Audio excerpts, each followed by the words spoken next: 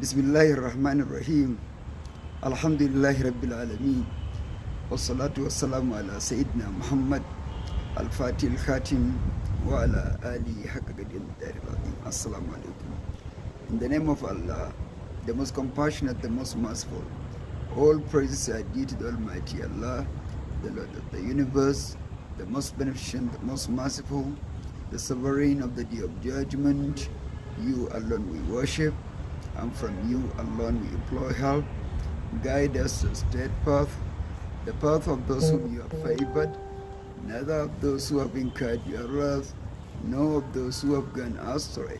O Allah, maintain your praise persistently upon our chief and master Muhammad, the key to that which is closed, the seal to that which is past, the upholder of the truth by means of truth, the proper guide to your straight path, and upon his family according to his eminence and his great honor. Assalamu alaikum. Once again, good morning everyone. I am back on my series of lectures on the topic reflection on the verses of the Holy Quran. If you can remember, we are still in the third chapter of the Holy Book, that is Surah Al Imran. We were in the midst of discussing the atrocities of the Jewish community, of the Jewish nation against their prophets, and how the Holy Quran was reminding them of those atrocities. At the same time, it reminded them of the prophets who happened to be Jewish by tribe, and those prophets were exemplary models for them to emulate, and they were reminded of the crimes the forebears committed so as to deter them from committing the same mistakes that they committed, so as to avoid having the same requital as their forebears did.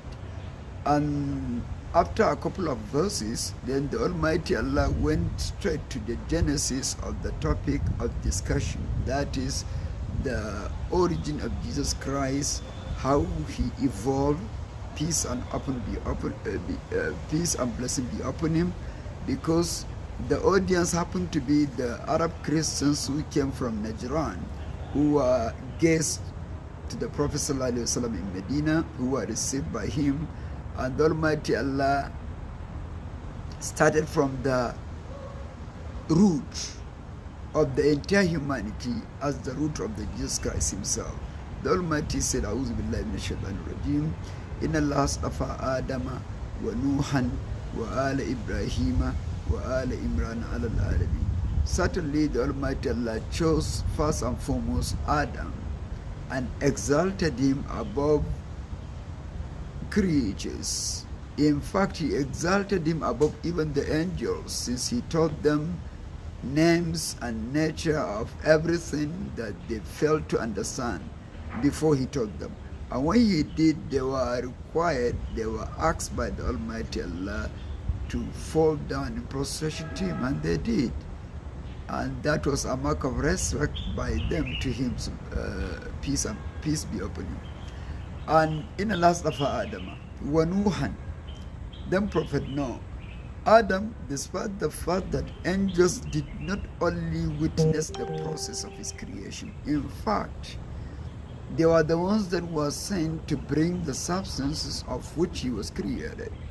So they knew everything, yet with all that, the Almighty Allah exalted him above them, for them to witness the evolution of Adam as a creature, for them to witness the process of his creation and how the spirit was breathed into him and everything, yet he was exalted above them, and that did not make them feel jealous of him, because they were angels, they were not human beings, so they don't have that element of jealousy in them, because after all they are spiritual in nature. And in the last of Adam, wa Nuhan, then down the line, the Almighty Allah exalted Prophet Noah among the grandchildren of Adam. Noah happened to be the grandson of Prophet Enoch, while Enoch, that's Idris alayhi salam. Prophet Idris descended from Prophet Sheeth. Sheeth was the direct son of Adam, who was the first ever to be appointed a prophet among the children of Adam, and who was the one that inherited the institution of religion from Adam after his demise. So, وَنُوحًا وَآلَ إِبْرَاهِيمَ وَآلَ إِمْرَانَ عَلَى الْعَالَمِينَ. Then the family of Abraham and the family of Imran. Here you can see the genesis or the root of Jesus Christ, starting from Adam down to Noah, then Abraham, then through Abraham, Isaac, Jacob, then from Jacob down the line up to Imran, who happened to be the grandfather of Jesus Christ, for he was the father of Mary, the mother of Christ. So, وَآلَ إِمْرَانَ عَلَى الْعَالَمِينَ. The family of Imran are above all the nations of their times. Adam was the best when he was created. He was elevated above all the creatures of his time. And so was Prophet Noah. As of the time he was sent to the people of Babylon, he preached them for a period of 1,000 years less 50. And after that, the Almighty Allah fulfilled the promise he made him that if his people persisted in their unbelief, he will destroy them, and he did, subhanahu wa ta'ala. So Noah was delivered along with the people that were carried in his ark. فَأَنْجَيْنَا وَأَصْحَابَ السَّفِينَةِ وَجَعَلْنَاهَا آيَةً لِلْعَالَمِينَ. And then Prophet Abraham, when he was equally sent to the people of Babylon, the same people Prophet Noah preached to, I mean their great-great-grandchildren. Abraham was born and bred in Babylon, in the kingdom of Nimrod. And he stayed there preaching to them for quite some time. In fact, he was the only monotheist amidst the community of polytheism, community of idol worshippers. He was the only monotheist servant of Allah. And when he preached to them, he did not get any positive response from them. They unanimously rejected the message. In fact, Abraham had to declare, أَفَرَأَيْتُمْ مَا كُنْتُمْ تَعْبُدُونَ أَنْتُمْ وَآبَاؤُكُمُ الْأَقْدَمُونَ فَإِنَّهُمْ عَدُوٌّ لِّي إِلَّا رَبَّ الْعَالَمِينَ. This was in consonance with what was preached by Noah. Noah did not despair, despite the long ages it took him preaching. In fact, it was until the Almighty Allah revealed to Prophet Noah, وَأُوحِيَ إِلَى نُوحٍ أَنَّهُ لَن يُؤْمِنَ مِنْ قَوْمِكَ إِلَّا مَنْ قَدْ آمَنَ فَلَا تَبْتَئِسْ بِمَا كَانُوا يَعْمَلُونَ. An inspiration, a revelation was sent down to Noah, telling him that from now going forward, none of your people will ever convert to the religion. None of them will ever believe in you anymore. Illa man qad amana, except for those who have already believed in you. Therefore, fala tabta'is bima kanu ya'malun. Don't ever feel grieved. Don't ever be grieved by what they are doing. And that means there is no need going forward. There is no need to continue preaching to the people that were declared by God that they will be permanently infidels, that they will never convert. So he stopped preaching. Instead, the Almighty Allah instructed him, وَاسْنَعِ الْفُلْكَ بِأَعْيُنِنَا وَوَحِنَا. Go and erect an ark. Go and craft an ark under our vigilance and going by our instruction. بِأَعْيُنِنَا وَوَحِنَا وَلَا تُخَاطِبْنِي فِي الَّذِينَ ظَلَمُوا إِنَّهُمْ مُجْرِمُونَ. Go and craft an ark, a ship, and that exercise will take place under our direct supervision, said the Almighty Allah. بِأَعْيُنِنَا means under direct supervision of God, under the divine supervision. Imagine an assignment being carried out under the divine supervision, under the supervision of God himself. That is exactly what Noah did. He went and crafted the ark as instructed by God. It was the Almighty himself directing him what to do, what not to do, how to do, and how not to do, until he completed the job under the divine supervision and instruction. بِأَعْيُنِنَا وَوَحْيِنَا وَلَا تُخَاطِبْنِي فِي الَّذِينَ ظَلَمُوا. Don't ever speak to me. Don't ever ask me with regard to any of those who have already displayed.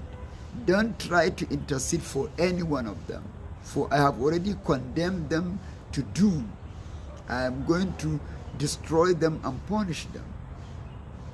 في الذين ظلموا أي الذين كفروا, because والكافرون هم الظالمون إنهم مجرمون, for the fact that they are criminals. And Noah continued doing as he was bidden by God. وَيَصْنَعُ الْفُلْكَ, as he was constructing the ark. وَيَصْنَعُ الْفُلْكَ وَكُلَّمَا مَرَّ عَلَيْهِ مَلَأٌ مِنْ قَوْمِهِ سَخِرُوا مِنْهُ. Whenever some of his people came to pass by and they saw him constructing the ark, they would mock him and say, look at him, now he stopped preaching. That means now you have changed your occupation of preaching with the occupation of carpentry.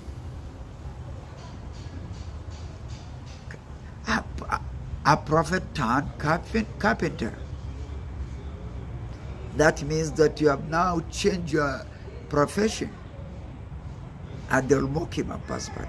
What was his response to that mockery? He said, قَالَ إِن تَسْخَرُوا مِنَّا فَإِنَّا نَسْخَرُ مِنْكُمْ كَمَا تَسْخَرُونَ. Keep mocking. You are free to mock me. But make sure that whatever mockery that you are doing to me with regard to what I am doing, a day will come when I will mock you back in a manner that you will never expect. فَإِنَّا نَسْخَرُ مِنْكُمْ كَمَا. In the same way you are mocking me today, there will come a day when I will mock you back. نَسْخَرُ مِنْكُمْ كَمَا تَسْخَرُونَ. I, along with my people, will mock you back. It is on that day that فَسَوْفَ تَعْلَمُونَ مَنْ يَأْتِي عَذَابٌ يُخْزِيهِ. You will come to realize who is going to be visited and overtaken by the divine chastisement, a humiliating chastisement. Who is going to be visited by the divine punishment that will humiliate him? وَيَحِلُّ عَلَيْهِ عَذَابٌ مُقِيمٌ. And a permanent chastisement will befall him.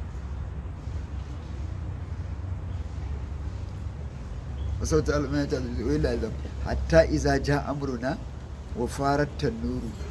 It is, he kept doing this until the day when our punishment come to overtake them.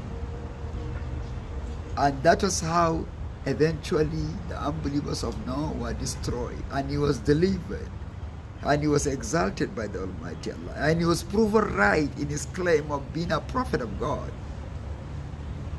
The Almighty Allah did not leave him, did not forsake him. He rather gave him proof to show to the whole world that he was chosen by God as a prophet, and he did. وَنُوحًا. Then وَآلَ Ibrahim, the family of Abraham, started with him. As I started saying, Abraham was born and bred in the land of Babylon during the time of Nimrod, and he was the only monotheist. He started preaching monotheism to his people who were polytheists. He told them, in fact, he engaged them in a very interesting philosophical engagement. Abraham was very logical and philosophical in his approach. He did not just come and tell them, stop worshiping idols, come and worship the one and only God. No, he started by asking them, because no engagement is more interesting than the question and answer session. Because you allow the other party to tell their mind, to speak out, to tell you what they feel, how they perceive the whole thing, how they look at things. You will have their perspective that will help you in realizing how to approach them, the right approach to adopt towards them. But when you start speaking without allowing them to speak out, you may not know their mindset, you may not know their perspective, their worldview, and so on and so forth. That's why Abraham engaged them in a very philosophical manner. He started asking them questions rather than preaching. إذ قال لأبيه وقومه ما هذه التماثيل التي أنتم لا عاكفون إذ قال لأبي لم تعبد ما لا يسمع ولا يبصر ولا يغني عنك شيئا. Can you imagine? What are those images? What are those idols to which you are so devoted? Why this devotion? Why? How would you worship what can never see? Nor can it hear you as you are worshiping it? Why? And they responded. That helped Abraham to continue. They said, we came to find our fathers worshiping them. That's why, in fact, this is a noble heritage as far as they are concerned. That's how they consider it. It is an heritage of our forebears. It constitutes our civilization, our culture, our ideological identity. So that's how we are. We inherited it from our forebears and no more. And Abraham did not ask them whether they inherited them from their forebears or not. What he wanted to know, what is the justification of this devotion to the idols? He only wanted them to justify logically. And they were very honest to tell him the truth that they only inherited this culture of idol worshipping from their forebears and no more. And that helped Abraham in strategizing how to approach them further. That's how to engage them further.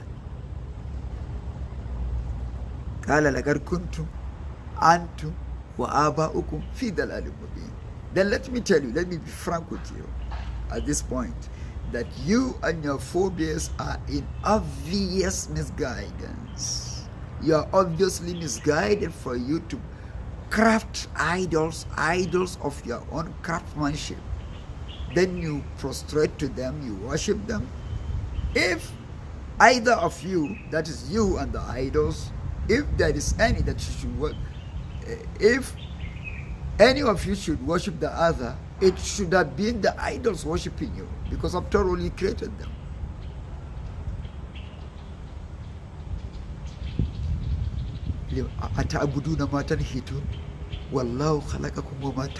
Can you see logic?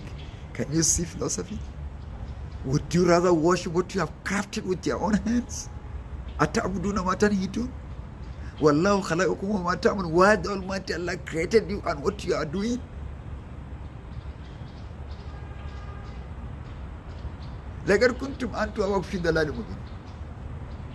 Certainly, you and your forebears have fallen into an obvious error, an obvious misguidance.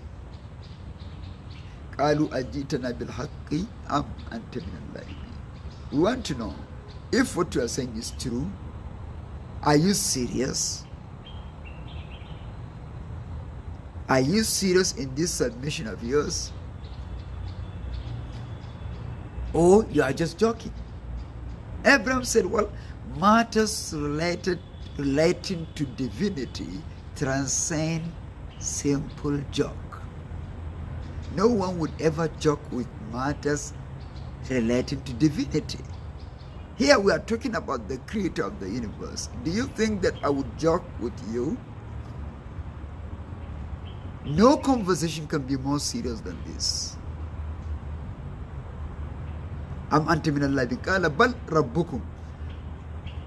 The subject of our discussion here is nothing other than your Lord. Rabbukum, not only you, Rabbus samawati wal ardi alladhi fatara. Your Lord and the Lord of the heavens and the earth, who crafted them, who originated the idea of the creation. He did not rather copy the idea from elsewhere. No. He originated the idea. The concept was entirely divine. How the kingdom of creation should be created, how it should function, for what period of time, who should exist first, who should come next, and then who up to the end of the world. All this was carefully designed by no one other than the Almighty Allah. So it was a divine design the way we exist now. Now it's our turn to live.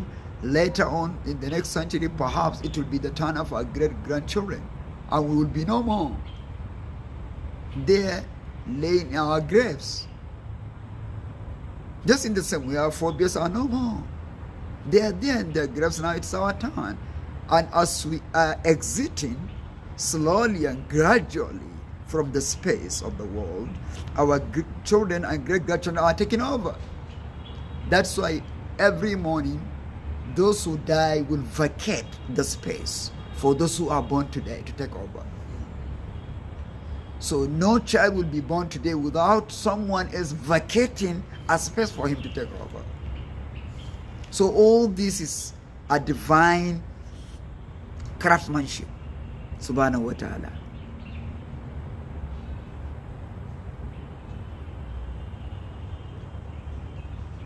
رب السماوات والأرض الذي فطرهن وأنا على ذلك من الشاهدين. For this I can bear witness to the fact that it is true. وأنا على ذلك من الشاهدين وتالله لأكيدن أصنامكم بعد أن تولوا مدبرين. So when he preached to them and they refused to accept his admonition, it coincided the day of their celebration of their cultural festival. So they went to celebrate their festival day and they left him behind. In fact, they asked him to come along. فَنَظَرَ نَظْرَةً فِي النُّجُومِ وَقَالَ إِنِّي سَقِيمٌ. He told them that I don't feel fine. I don't feel okay. He was well and sound.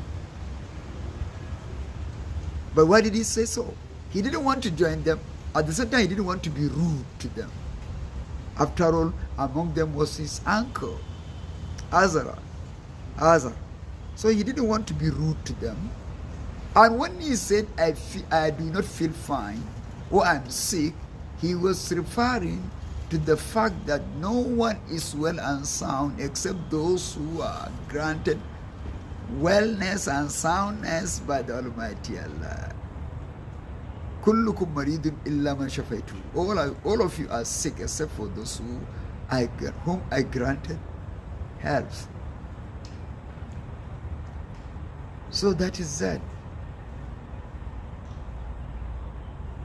And when they turned their backs, heading for their shrine or for the square where they used to celebrate their festivals, Abraham said after they departed,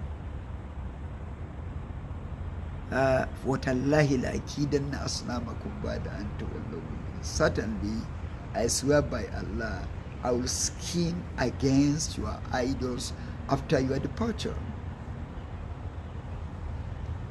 فَجَعَلَهُمْ جُزَازًا. Then he broke those idols into pieces. إِلَّا كَبِيرًا لَهُمْ لعلهم إليه يرجعون. With the exception of the biggest one of them, so that they will turn to that one. He will use that, the biggest one, as a reference point for him to derive the point, to derive home the point of the significance of monotheism. He wanted to explain to them the concept of monotheism, which did not exist at all in their minds. He wanted to expose them to that concept.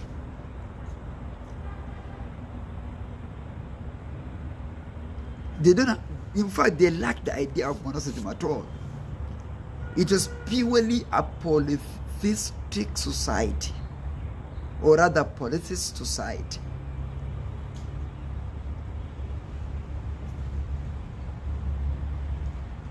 So when he kept having broken the smaller idols into pieces, then he hung the instrument he used on the neck of the biggest one. When they came back, they asked him, you see another philosophical approach by Abraham? He hung the instrument on the neck of the biggest one. He wanted to send out a message to them. When they came back, they asked, Man fa'ala hadha bi alihatina innahu lamina. Who did this to our idols? Certainly he must be a very wicked man.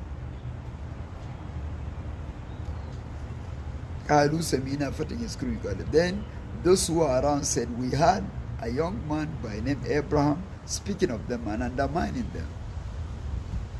Then out of, or rather in keeping with the principles of justice and fairness, they did not just conclude that Abraham was culprit. No, they said, فَأْتُوا بِهِ عَلَىٰ أَعْيُنِ النَّاسِ لَعَلَّهُمْ يَشْهَدُونَ. Bring him in the front of people. Bring him in front of people so that they will testify whether he was truly the one who broke them into pieces or not. Then they summon him. They asked him, Man fa'ala hadha bi alihatina ya Ibrahim? Oh Abraham, who did this to our idols? Bal fa'alahu kabiruhum hadha. It is the biggest one of them out of, it was the biggest one of them that felt that you could not tolerate sharing your devotion with these smaller idols. Why would you worship these smaller idols alongside him? Why is the biggest one? You see the wisdom of Abraham here. He wanted to show them he exposed them to the concept of monotheism that they didn't know.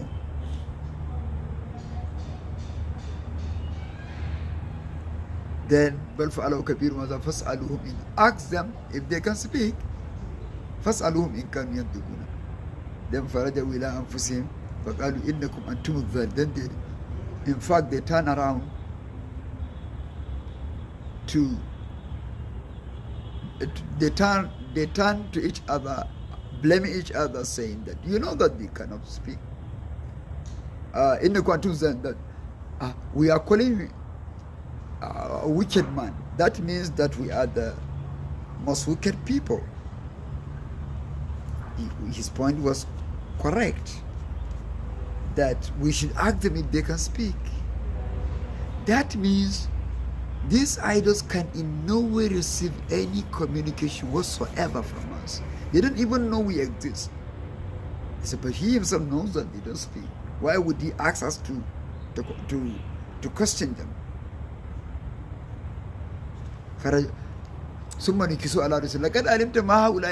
too, you are very much aware that they don't speak. Why would you ask us to? Why would you refer us to them, to ask them?